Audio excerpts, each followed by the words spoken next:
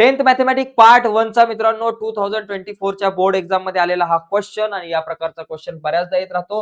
आपल्याकडे क्वेश्चन आहे 17x + 15y = 11. 17x + 15y = 11 हा आपल्याकडे इक्वेशन नंबर 1 आहे.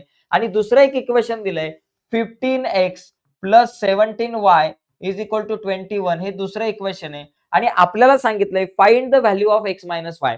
मित्रांनो, अशा प्रकारचं जर इक्वेशन असेल जिथं x चा कोएफिशियंट 17y ला गेलाय, y चा कोएफिशियंट 15x ला आलाय, अशा प्रकारे कोएफिशियंटची जर का अदलाबदल झालेली असेल तर सरळ या ठिकाणी x - y ची व्हॅल्यू काढताना या दोन इक्वेशनचं सबट्रॅक्शन करायचं. आपण डायरेक्ट सबट्रॅक्शन करू.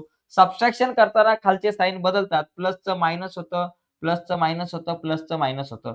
17 - 15 मी शॉर्टकटमध्ये उत्तर सांगतोय, वेळ कमी आहे म्हणून. 17 - 15 2 म्हणून 2x, 15 - 17 -2 म्हणून -2y, 11 - 21 -10 झाले आपल्याकडं.